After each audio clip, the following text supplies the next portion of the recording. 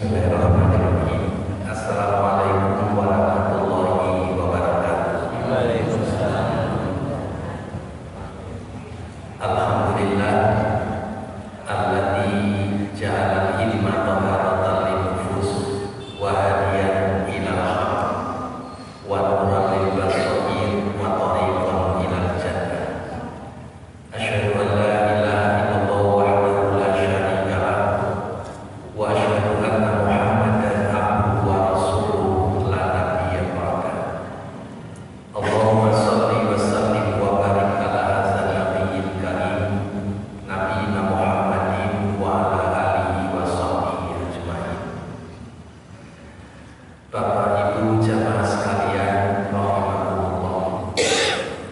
Alhamdulillah dengan limpahan rahmat, taufik serta hidayah Allah, pagi ini kita dapat bersilaturahim, bertaklim dan memakmurkan masjid yang diamanatkan Allah kepada kita. Mudah-mudahan rangkaian ibadah yang kita laksanakan menjadi amal yang sholih dan mendapat ridho dari Allah Subhanahu wa Ta'ala. Amin. Bapak dan Ibu yang dimuliakan Allah, kita bersyukur karena aktivitas dakwah kita mulai berangsur-angsur tumbuh kembang setelah sekian lama agak surut karena pandemi COVID-19. Meskipun demikian, alhamdulillah ada inovasi, ada kreasi, pengajian dilakukan secara online, secara daring, dan itu pun agak keterusan. Kelihatan dulu waktu saya ngaji sebelum pandemi, jam 6 5 menit itu sudah penuh. Sekarang jam 6 menit masih seperti ini, kayak jagung boga. Karena jamaah sudah termanjakan, bisa online di rumah, nggak ribet transportasi, nggak pakai meet up bagi ibu-ibu, cukup di rumah saja. Namun begitu beralih dengan normal ini, ya masih agak sedikit perlu waktu. Namun Bapak Ibu yang dirahmati Allah, semua itu harus kita ambil pelajaran. Tidak mungkin tanpa hikmah. Maka semua fenomena yang kita temui, semua peristiwa kejadian yang kita temui itu harus dipandang sebagai nasihat dari Allah. Sayyid Qutb pernah mengatakan bahwa nasihat Allah itu ada dua macam. Pertama namanya ayat, dan yang kedua namanya kematian. Nasihat Allah berupa ayat ada dua macam, yaitu ayat qauliyah yang difirmankan dalam Al-Quran. Semua itu nasihat Allah. Yang kedua ayat qauliyah, peristiwa, kejadian, fenomena baik yang kita alami atau yang kita saksikan, semua itu nasihat dari Allah. Maka jangan dilepaskan, baca nasihat itu dengan baik. Itu nasihat Allah berupa ayat. Maka ketika Bapak Ibu membaca Al-Quran, hadirkan rasa bahwa kita sedang dinasihati oleh Allah. Kalau membaca Al-Quran merasa sedang dinasihati oleh Allah, maka membacanya sepenuh hati, bukan sekedar membaca ngewes. Tahu ngewes? Itu bahasa mana ngewes? Tidak sekedar membaca tulisan, tapi dibaca dengan melibatkan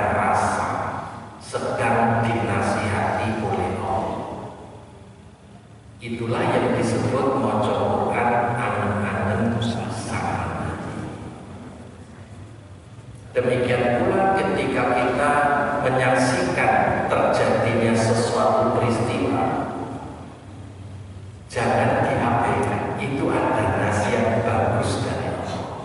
Pertanyakan, mengapa saat ini saya dipertemukan dengan orang seperti ini? Pada suatu saat kita ini ketemu dengan orang baik sekali, tapi pada saat lain kita dipertemukan dengan orang yang tidak baik sama sekali. Maka ketika kita dipertemukan oleh Allah dengan orang baik, syukuri bahwa di situ ada pelajaran untuk kita contoh bahwa saya senang diperlakukan orang baik, maka saya harus memperlakukan orang lain dengan sangat baik. Ketika kita ketemu dengan orang jelek, yakini bahwa hidup ini tidak selamanya ketemu dengan orang baik. Olo-olo juga ketemu dengan orang jelek. Rasulullah tidak selalu bersama Abu Bakar, Umar, Utsman, Ali, tapi juga beliau ketemu dengan Abu Jahal, Abu Lahab, dan Abu yang lain, kecuali Abu Hurairah. Dan itu disikapi dewasa oleh Rasulullah, karena itu nasihat dari Allah bahwa hidup ini akan selalu bertemu dengan dinamika. Kadang ketemu dengan kebaikan, kadang ketemu dengan kejahatan. Kalau bertemu dengan orang jahat, ambil sikap orang diladeni. Sebab kalau meladeni menjadi satu kualitas dengan mereka. Setuju Pak? Nah, kalau ada orang menjahati kita, terus kita membalas kejahatan yang sama, lantas apa bedanya? Menjadi satu kualitas. Lah apa bedanya sing wis ngaji lan durung ngaji? Dan kalau kita mendapat perlakuan tidak nyaman dari orang lain, ambil sikap, saya tidak boleh menjahati orang lain. Karena kalau saya dijahati tidak senang, berarti orang yang saya rugikan juga tidak senang sama saya.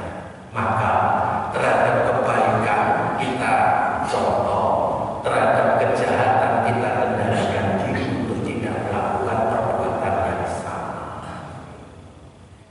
Nah, maka seluruh fenomena itu nasihat dari Allah untuk mendewasakan kita.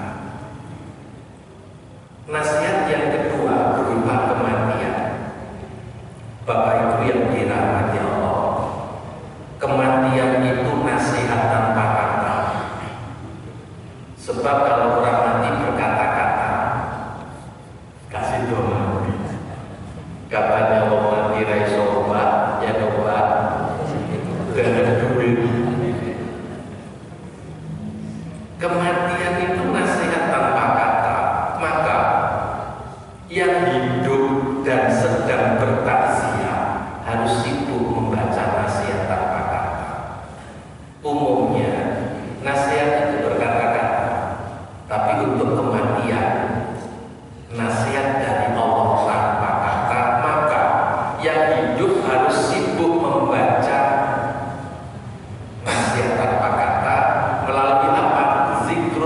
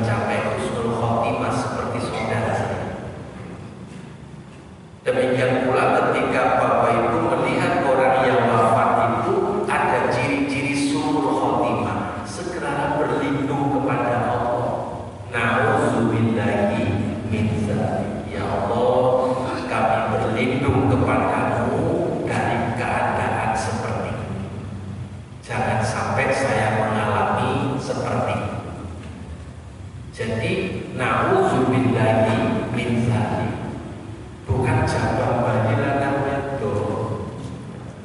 Selama ini orang itu kalau kirap-kirap itu kan kemudian nyebut-nyebut manggil-manggil jabang bayi itu dirubah karena kita sudah ngaji. Apa ucapan yang muncul? Na'udzubillahi.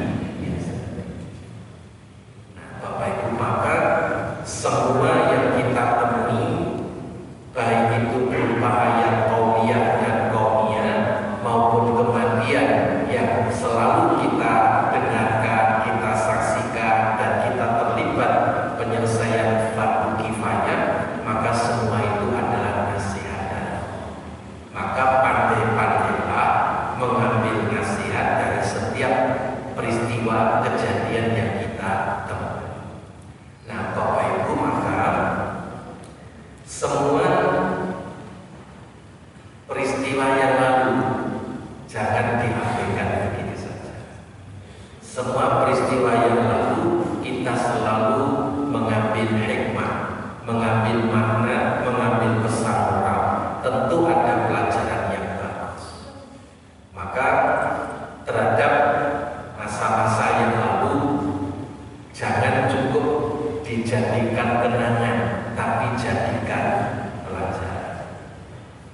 Rasulullah SAW pernah mengingatkan kepada kita bahwa orang baik itu kalau melupakan kebaikannya kepada orang lain dan mengingat kebaikan orang lain kepadanya.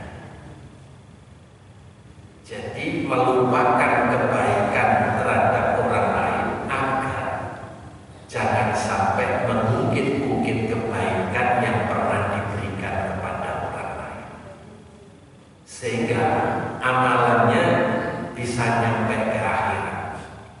Tapi kalau mengingat-ingat kebaikan kepada orang lain lantas dikecewakan oleh orang yang pernah dibaiki, maka muncul kekecewaan dan mengungkit kembali. Gak ini yo disita tolong. Itu sudah tidak terkirim ke akhir. Karena itu ujian ikhlas itu tidak hanya ketika Bapak Ibu memberikan dengan senang hati, tulus, bersih, tapi dalam kurun waktu yang panjang keikhlasan itu akan diuji. Misalnya ada seseorang yang sudah membantu perjalanan hidup orang lain, misalnya mengadopsi anak, dididik sampai lulus sarjana. Setelah jadi sarjana, ternyata orang tua yang mengadopsi itu sudah mulai uzur. Anak ini nuntut bahwa hartanya itu agar disertifikatkan untuk namanya, karena orang tua asuh ini gak punya anak, takut kalau nanti wafat sewaktu-waktu dia gak punya hak sebagai ahli waris, maka hartanya diwarisi oleh adiknya, ayah angkat, dan kakaknya ayah. Nah, terjadilah perselisihan. Karena anak ini menuntut dengan keras, orang tua ini bilang, oh, jatuh Allah, ngerti ya Allah, kowe bisa kata gede oleh akhlak kowe ini. Berapa tahun membesarkan anak sampai sarjana? 25 tahun. Harus. Karena itu ujian ikhlas itu tidak serta-merta saat kita memberi langsung diuji ikhlas apa enggak. Ketika kita memberi ikhlas sekali karena sedang ada rezeki dan yang dibantu senang menyenangkan, tapi kurun waktu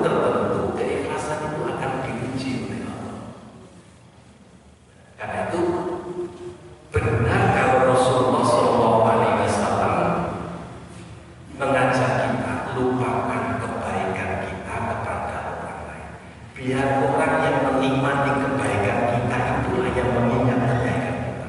Kita lupakan saja biar tidak mengungkit-ungkit kembali. Termasuk membesarkan anak kandung.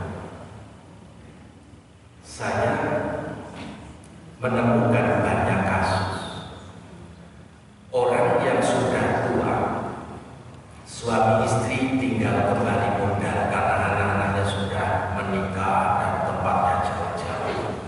Suami istri tinggal kembali modal, suami istri. Ketika flu, pilek, apalagi pandemi kemarin, muncul semacam kegelisahan. Kata-katanya begini, lah ya, anak cilik tak gede kok, gede-gede kok malah ngerawat anak wong. Wong tuane loro gak dirawat. Ya, waspada. Maka kalau sampai orang tua itu membesarkan amanat Allah, punya mental banter, siap-siaplah kecewa. Tapi kalau orang tua membesarkan amanat Allah ini, ikhlas mencari ridhonya Allah, maka insya Allah birrul walidain itu abadi sampai di akhir. Sehingga orang tua dewasa tidak menuntut barternya anak. Cilik tak gede, nol gede, cek balas budi orang tua. Itu membesarkan anak dengan mental barter, sehingga anaknya terus ditarget. Gini. Orang dia ngirim-ngirimi, ditutin. Kalau udah WA, kalau nggak nelpon, mestinya tidak boleh begitu. Biar amalan itu abadi sampai di akhir. Jangan sampai dihapuskan di dunia. Nah, oleh karena itu Bapak Ibu yang dirahmati Allah, ridho orang tua kepada anak itu ridho dalam segala hal. Ya ridho tentang keluarganya anak, ridho tentang kesibukan anak, bahwa anak punya tanggung jawab yang harus saya dukung dengan ridho. Karena itu kalau tidak sempat atau belum sempat mengunjungi orang tua, gimana? Sambung saja doa, sambung saja ridho, sambung saja restu. Dengan demikian kedekatan hati itu selalu terjaga meskipun secara fisik berjauhan. Nah, karena itu waspada Bapak Ibu, jangan sampai semakin usia itu semakin longsor gara-gara tinggal kembali modal, anaknya nggak ada yang nemani. Dan jangan sampai punya ungkapan-ungkapan yang tidak bagus. Sambunglah doa kepada Allah. Nanti Allah akan menggerakkan hati anak itu untuk menemani kita, meskipun tidak satu fisik, tidak satu berdekatan fisik, tapi dekat dengan birrul walidain, dekat dengan hati, dekat dengan doa. Karena itu benar kalau Rasul menyuruh kita, masa-masa lalu kita, kebaikan-kebaikan kita lupakan, biar tidak mengungkit-ungkit. Demikian pula yang kedua, ingat kebaikan orang lain kepada kita, sehingga hidup ini selalu menghargai jasa dan peranan orang banyak. Bapak Ibu yang dirahmati Allah, kalau orang itu melupakan budi baik, jasa baik orang lain, maka sampai kapanpun tidak pernah menghargai peranan dan jasa orang lain.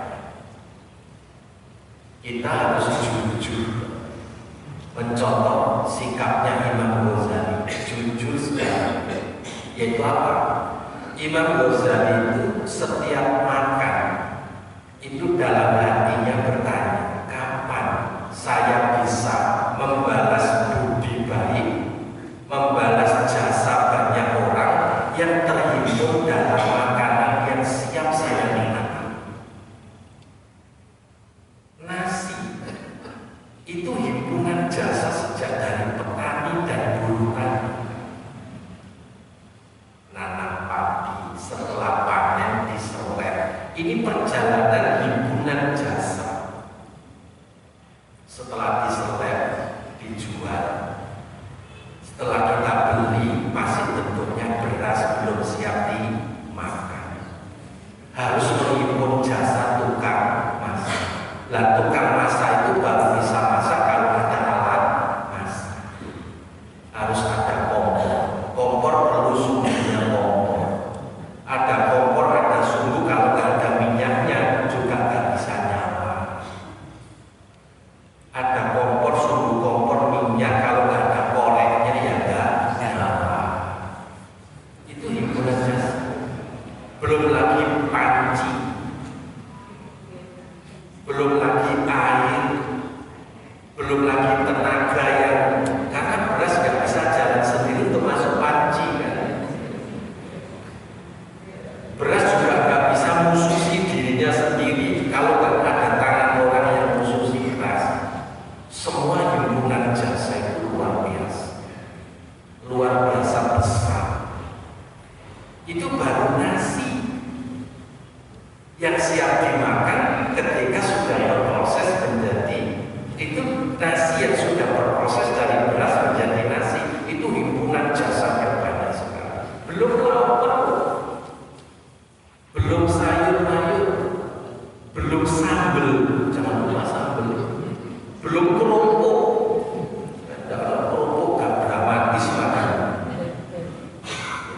Itu semua jasa orang. Imam Ghazali bertanya, kapan saya bisa membalas jasa orang yang terhimpun dalam makanan yang saya nikmati. Maka kemudian Imam Ghazali mendoakan, karena nggak nemu jasa siapa yang terhimpun dalam makanan. Imam Ghazali mendoakan, semoga jasa orang banyak yang sekarang saya nikmati itu diridhoi Allah, jadi amal soleh dan seterusnya. Kemudian apa? Beliau menjadi orang yang tawadhu sekali dalam berinteraksi sosial dengan siapapun. Karena apa? Siapapun yang berinteraksi sosial dengan kita, beliau itu memberi jasa baik untuk kita. Karena itu begitu kita ketemu dengan sesama, salam, ada yang mengucapkan salam, itu sudah berjasa mendoakan kita. Kita balik memberi jawaban salam. Belum lagi terus salaman, terus cipika-cipiki, ditambah cipito, mencium batuk. Belum lagi kemudian berpisah mendoakan. Itu himpunan jasa semua. Nah, karena itu Imam Ghazali kemudian memberi contoh mendoakan, bersikap tawadhu, ramah dengan siapa. Tidak berhenti di situ. Imam Ghazali melanjutkan renungannya, yaitu apa? Jasa sekian banyak orang ini, kalau Allah nggak memberi rahmat, sehat, indera rasa saya, habis. Kita bisa menikmati rasa itu karena Allah menganugerahkan rahmat indera rasa. Ibu bapak sehat indera rasa, bisa membedakan makanan ini manis, asin, asam, pahit, panas, dingin. Itu karena indera rasa kita sehat, dan itu anugerahnya Allah. Kalau sampai indera rasa itu dicabut, makanan senikmat apapun tidak ada rasanya. Tidak ada rasanya. Bapak Ibu, meskipun makanan, aneka makanan pada Bapak Ibu masih bisa tajam merasakan ini rasanya A, ini rasanya B, ini rasanya C. Misalnya Bapak Ibu menikmati rawon, rasa keluarnya kan terasa. Karena kalau nggak merasa keluar namanya bukan, apalagi kalau keluar. Kemudian rasa dagingnya kerasa tuh. Lihat rawon kalau dagingnya rawon opo.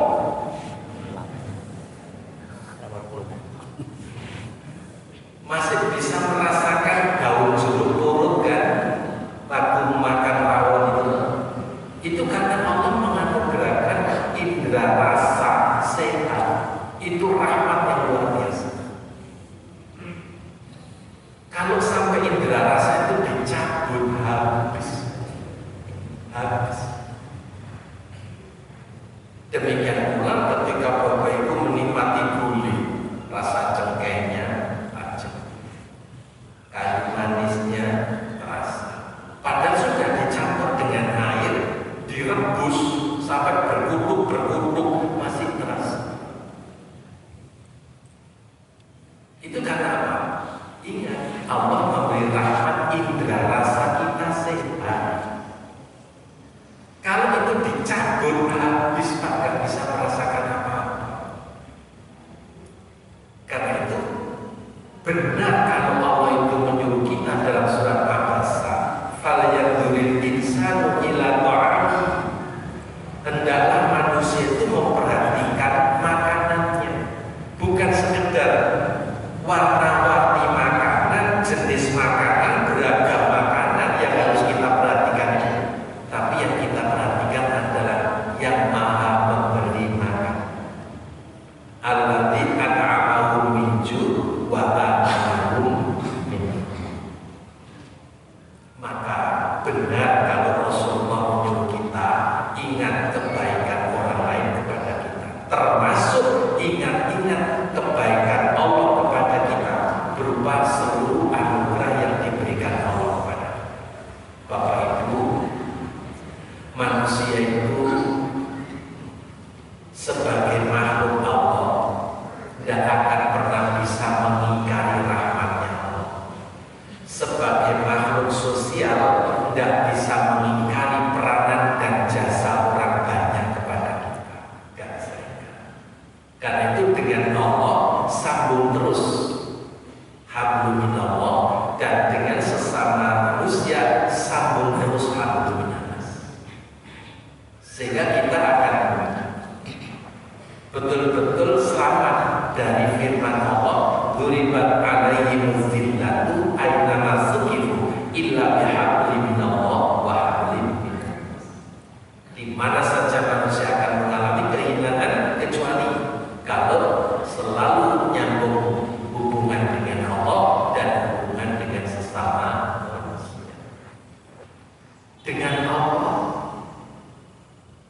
setiap tarikan dan hembusan nafas, setiap kedipan mata itu bertemu dengan rahmatnya. Bapak Ibu bisa ketip, itu kalau nggak dirahmati oleh Allah berupa yang bisa ketap ketip, nggak bakalan bisa ketap ketip, Pak. Demikian pula kalau Allah mencabut gravitasi daya tarik bumi, Bapak Ibu nggak mungkin bisa nyampe di sini dengan lancar. Karena gravitasi dicabut oleh Allah, Bapak Ibu terbang, nggak bisa ke sini. Pakai mobil juga terbang, pakai motor terbang, nggak mungkin ke sini, mungkin ke Pembaru atau ke Balen. Tapi karena ada gravitasi, kita jalan itu enak. Pakai motor juga enak, apalagi pakai mobil tambah enak.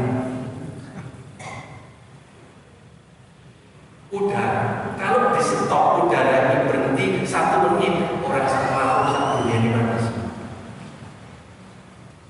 Jadi kita ini bernafas dengan udaranya Allah, tetap ketip dengan rahmatnya Allah, bisa jalan dengan rahmatnya Allah. Maka ingat kebaikan Allah, sehingga kita menjadi orang baik. Allah itu sangat memanjakan manusia.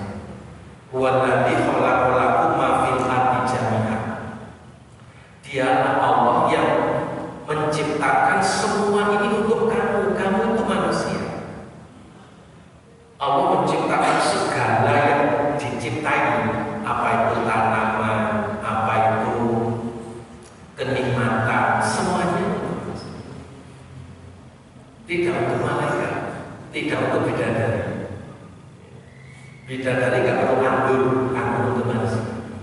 Bidadari nggak perlu apel, nggak perlu pisang, tapi itu manis. Bapak Ibu ketika beli toko atau teniri yang banyak dimakan siapa? Manusia atau kucing? Manusia. Yang untuk kucing itu paling-paling duri sama kepala. Nah sekarang ini kucing pada stres karena apa? Begitu ditemukan presto, duri sama kepala jadi empuk dan makan manusia semua. Kucingnya nak kedua. Sampai kucingnya takut, ini kucing sopo ya. Dimanjakan betul manusia. Bapak Ibu tanam pohon mangga di depan rumah. Begitu berbuah, buah mangga itu kan nggak mungkin dimakan pohon mangga. Yang makan siapa? Ya Bapak Ibu yang makan, yang pakai. Kalaupun dimakan sodot itu nggak sebanyak yang dimakan manusia. Itu pun bekasnya sodot juga dimakan. Tak minum dulu.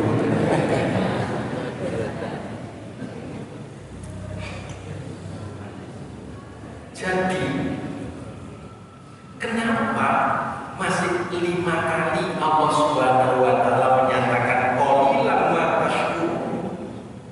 Sedikit sekali orang yang pandai bersyukur. 5 kali diulang dalam qalilan ma tashkurun. Sedikit sekali orang yang pandai bersyukur. Mengapa? Ya karena tidak ingat pemberian Allah, tidak menghargai jasa dan peranan orang, sehingga tampilannya tampilan kesombongan. Padahal sedikit saja Allah mencabut nikmat rasa, indera rasa, semuanya menjadi tidak rasa. Sedikit saja Allah mencabut saraf yang namanya kecetit. Pernah dengar kata kecetit atau HNP? Itu orang sudah beli berupaya kembali. Kumbalamu aja kasih kion pakai terus sahabat kumbalamu. Jadi Bapak Ibu, manusia itu memang kalau nggak sering watawasau bil haq watawasau bis sabr, sering lupa mensyukuri rahmatnya Allah, berterima kasih terhadap jasa dan peranan orang. Itu jadi Rasul mengingatkan masa lalu kita itu harus jadi pelajaran, yaitu apa? Kebaikan kita masa lalu jangan diingat, biar orang yang menikmati kebaikan kita yang mengingat kebaikan kita. Dan ingat kebaikan orang terhadap kita agar kita menghargai jasa dan peranan orang banyak sekecil apapun. Dengan begitu kita hidup ini menjadi orang baik. Sekarang lanjutannya Rasul berpesan, ingat kesalahanmu terhadap orang lain agar tidak melakukan kesalahan untuk yang kesediakannya, dan lupakan kesalahan orang lain kepadamu biar tidak menyimpan rasa dendam. Bapak Ibu yang dirahmati Allah, kalau kita ini mengingat-ingat kesalahan kita kepada orang lain, maka kita bisa menjaga diri untuk tidak merugikan orang lain. Karena apa? Merugikan orang lain itu awal merugikan dirinya sendiri. Karena sebelum orang yang dirugikan itu mengalami kerugian, orang yang merugikan itu sudah mengalami kerugian lebih dulu. Dan kerugian-kerugian yang kita derita itu berlangsung sampai hari kiamat, sampai di akhirat nanti. Karena itu jangan tenang-tenang ketika hidup ini punya hobi merugikan orang lain. Ingat, orang yang kita rugikan itu menderita, orang yang kita rugikan itu sengsara. Karena itu jangan pernah merasa nyaman ketika perilaku kita merugikan orang.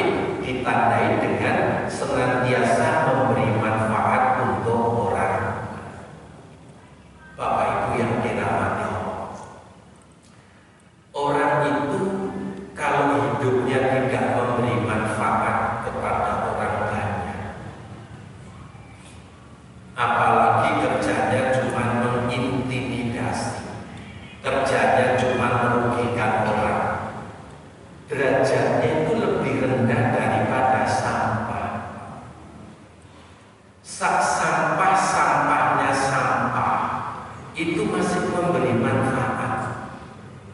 Orang pertama yang memanfaatkan sampah itu adalah pemulung.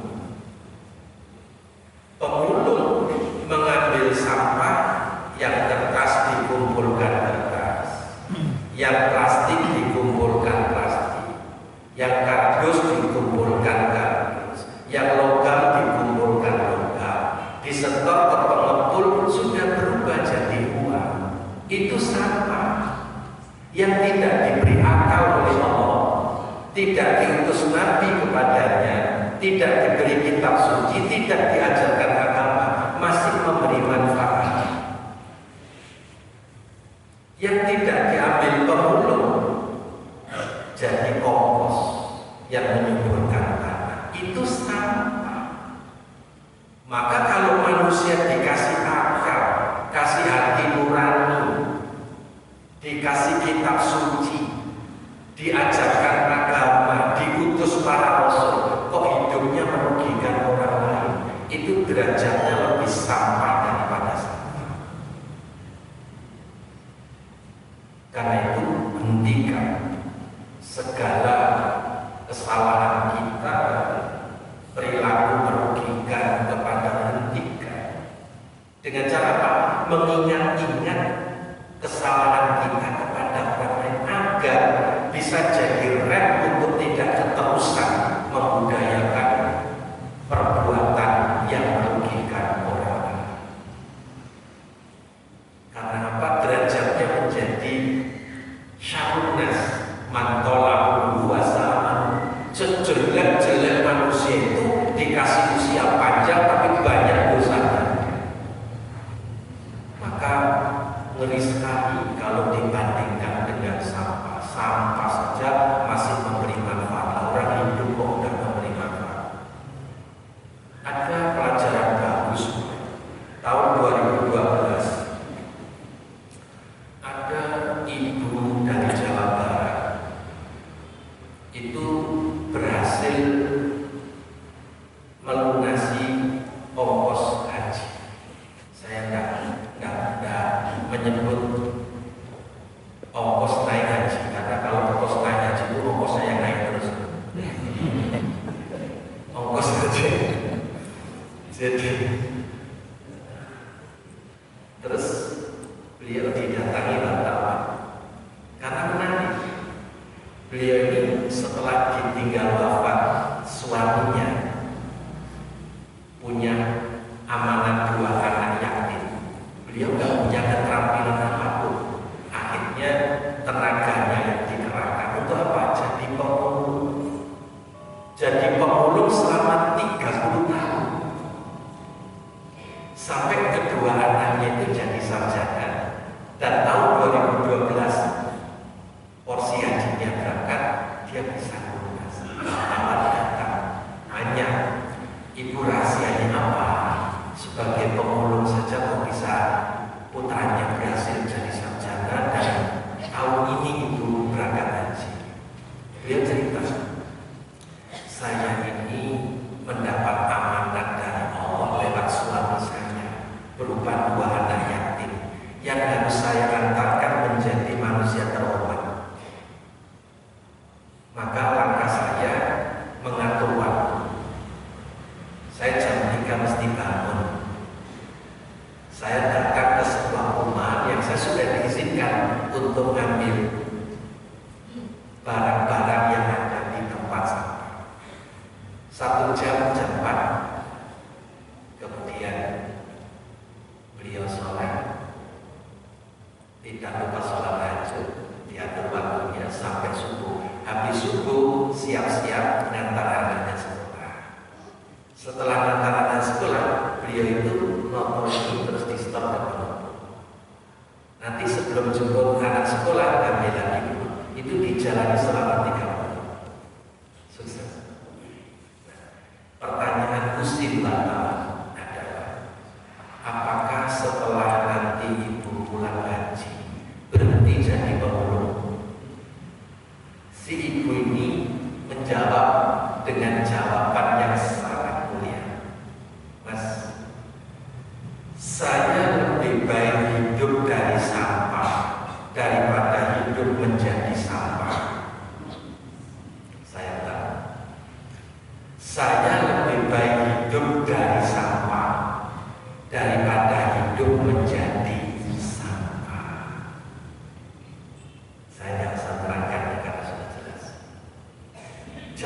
menjadi sampah masyarakat, jangan menjadi sampah keluarga, apalagi sampahnya bangsa. Kita sekarang menyaksikan kan, bangsa kita sedang ditimbuni sampah-sampah, sampah apapun, dan itu tidak lebih terhormat daripada ibu yang ingin lebih baik hidup dari sampah karena mencari nafkah dari sampah daripada hidup menjadi sampah. Karena itu khairun nas anfa'uhum linnas. Ibu ini berkontribusi menciptakan kebersihan lingkungan karena membantu pasukan kuning ikut memanfaatkan sampah. Mulia sekali, mulia sekali. Maka dari pelajaran ini, ingat kesalahan kita kepada orang lain agar tidak menjadi troublemaker, tidak menjadi benalu yang merugikan kehidupan. Dan ingat, lupakan tadi itu, ingat kesalahan kita kepada orang lain, dan yang kedua, lupakan kesalahan orang lain kepada kita. Agar apa? Kita tidak disiksa oleh dendam. Bapak Ibu yang dirahmati Allah, kemarin saya membahas materi tentang bibit penyakit hati. Bibit unggul penyakit hati itu yang paling dasar itu suhu, yang paling tinggi itu dendam. Dan itu ada 9 tanda. Mulai dari suhu itu sampai puncak kemudiannya. Kalau ibarat gunung itu ada puncak kemudiannya, itu adalah dendam. Nah, maka orang akan tersiksa sepanjang rasa dendam itu dirawat di situ, dan itu tersiksa saja. Akan saya mulai. Pertama, orang itu kalau suudzon yang sudah dilarang oleh Allah dalam surat Al-Hujurat 10, suudzon itu bibit penyakit hati yang paling unggul, masih bibit, biji. Nanti kan tunggul, dan setelah tunggul ada daun, ada bunga, dan berbuah. Bibit unggul penyakit hati itu adalah buruk sangka. Menyangka buruk orang yang belum tentu buruk, sedang yang menyangka buruk lebih dulu buruk. Jadi orang suudzon itu orang buruk karena menyangka buruk orang yang belum tentu buruk, sedangkan yang menyangka buruk sudah pasti lebih dulu buruk. Itu suudzon. Dan orang buruk sangka itu sama dengan memasukkan penyakit ke dalam diri. Karena buruk sangka memasukkan pengaruh buruk ke dalam hatinya, ke dalam perasaannya, dan ke dalam pikirannya. Sehingga apa? Pikirannya buruk, perasaannya buruk, hatinya buruk, maka melihat siapapun dengan pandangan buruk. Maka orang suudzon itu lebih dulu buruk dibanding yang disuudzon. Sudah sakit. Dan naik ke tangga berikutnya, level atasnya, orang itu kalau suudzon pasti tajasus. Baca lagi Al-Hujurat 10. Setelah Allah melarang suudzon, melarang tajasus. Tajasus itu mencari-cari aib, kelemahan, kekurangan orang lain. Apalagi orang itu disuudzoni. Maka kegiatan tajasus untuk mencari justifikasi, mencari pembenaran terhadap suudzonnya, itu sudah jadi tangga berikutnya. Jadi kalau sudah suudzon pasti tajasus. buruk sangkanya, maka yang dicari keburukannya bukan kebaikannya. Orang suudzon itu mencari keburukan, bukan mencari kebaikan. Andai kata tidak nemu, harus dibuat nemu. Andai kata dicari keburukannya nggak nemu, ya diburu-burukan. Sing penting nemu untuk apa? Kalau sudah ditemukan menjadi bahan yang lezat untuk hibah. Ini tangga ketiga. Tangga pertama suudzon, naik jadi tajasus. Tangga ketiganya hasil tajasus itu menjadi bahan yang lezat untuk hibah, menggunjing itu tidak akan terjadi tanpa bahan. Lah bahan itu didapat lewat tajasus. Maka semakin banyak menghimpun bahan, semakin khusyuk dalam mengunjing. Wartawan tidak bisa menulis berita kalau tidak ada sumber rujukan, tidak ada bahan. Begitu bahan ditemukan lewat wawancara, supervisi macam-macam, tulis. Wartawan tidak akan bisa menulis tanpa bahan. Orang hibah tidak akan bisa hibah tanpa bahan. Nah, bahan itu didapat lewat tajasus. 3, 4. Kalau sudah tajasus hibah, yang keempat namimah. Namimah itu mengadu domba. Jadi kalau sudah dapat bahan, gunjingnya khusyuk banget, berjam-jam sampai berbusa-busa sampai penil. Wah, itu kemudian ujungnya apa? Namimah, mengadu. Level kelima, kalau sudah mengadu domba, yang muncul adalah permusuhan. Kalau orang diadu domba kan diciptakan permusuhan kan? Domba diadu itu kan betik diadu itu kan dimusuhkan. Maka terciptalah permusuhan, bukan persaudaraan. Level berapa kan? Saya ulangi. Ibadah, suudzon, tajasus, hibah, namimah, permusuhan. Ini saya ulang-ulang biar seperti sekolah.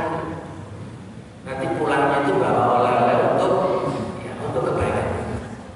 Permusuhan kan, orang punya musuh itu gak nyaman. Orang punya musuh itu disiksa oleh rasa permusuhan. Dan punya musuh itu gak nyaman. Ketemu gak mau simpangan, cari jalan alternatif. Ya kan?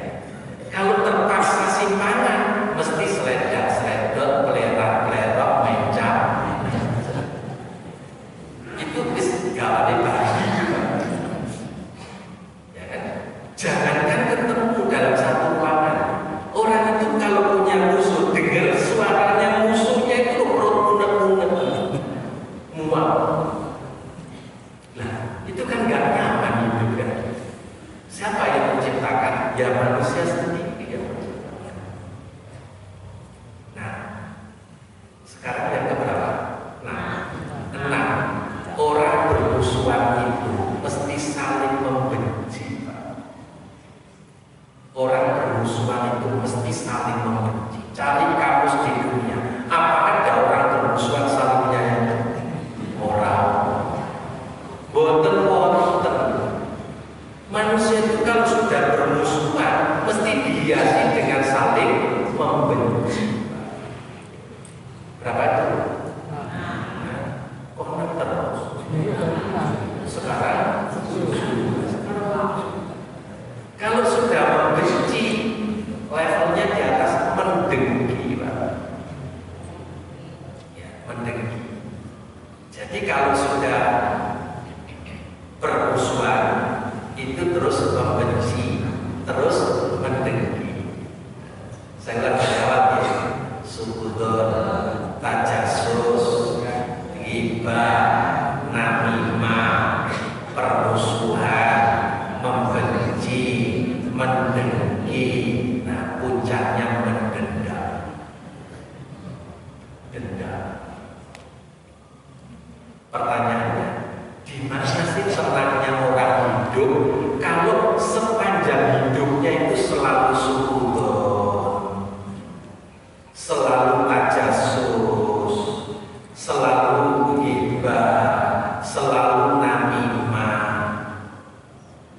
kemudian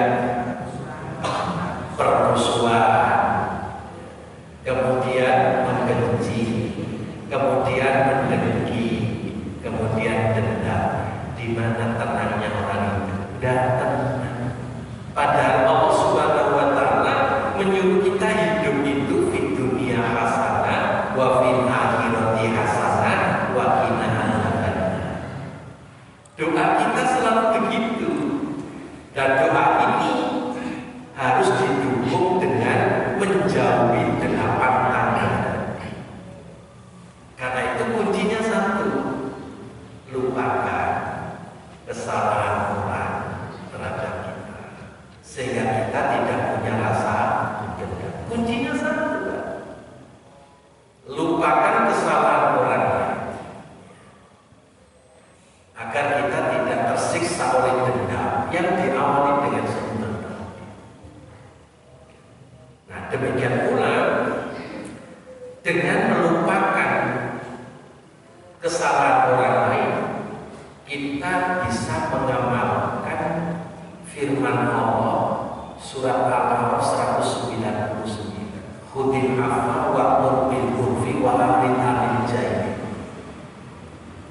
Jadilah kalian pemaaf, ajak orang berbuat baik, dan jangan hiraukan orang bodoh. Bapak Ibu yang dirahmati Allah, perintah ayat ini sangat tegas dan lugas. Sangat tegas dan lugas. Jadilah pemaaf, semua orang maaf. Kita diperintahkan untuk menjadi pribadi pemaaf. Kemudian khudil afwa wa'mur bil urf. Ajaklah orang lain berbuat baik. Dalam konteks khudil afwa, ajakan kepada orang lain untuk berbuat baik ini adalah mengajak memiliki pribadi pemaaf. Karena konteks ayatnya khudil afwa. Jadi kalau kita sudah menjadi pribadi pemaaf, ajak orang lain juga memiliki pribadi pemaaf. Nah, kalau kita punya pribadi pemaaf, semua orang diajak punya pribadi pemaaf, hidup gak ada masalah. Karena apa? Kalau keperucut salah, segera dimaafkan. Wa'mur bil urf, ajak orang lain berbuat. Wa'rid 'anil jahilin, abaikan orang bodoh. Siapakah orang bodoh? Orang bodoh yang pendendam tadi. Oleh ayat ini Al-A'raf 199 dikategorikan bodoh oleh Allah. Karena apa? Menyimpan rasa dendam. Apa itu?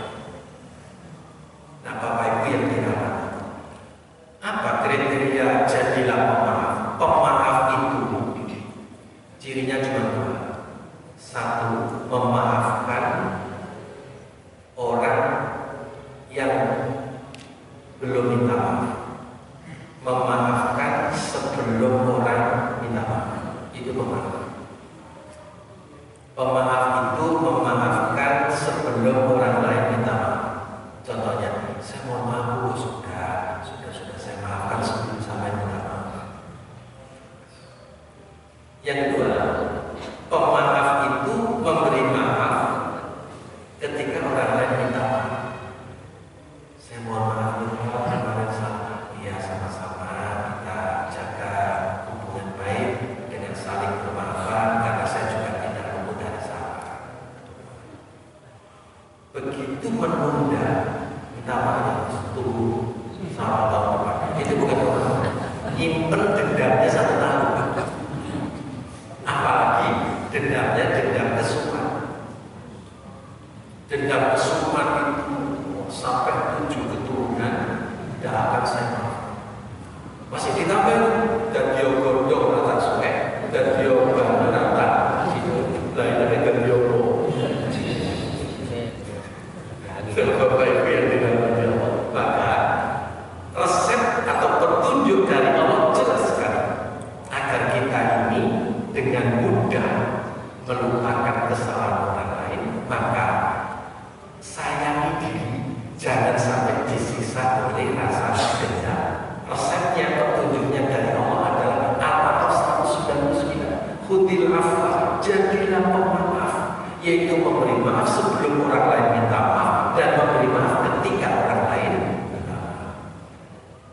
Saya kira cukup Bapak, jangan aku terus.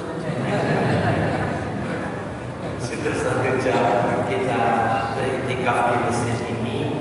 Mudah-mudahan materi yang saya sajikan membawa manfaat, jadi ilmu yang bermanfaat, dan mudah-mudahan Allah memberi kekuatan lahir dan batin kepada kita sekalian untuk dapat mengamalkan ilmu yang kita kaji bersama pada pagi hari ini. Kurang dan lebihnya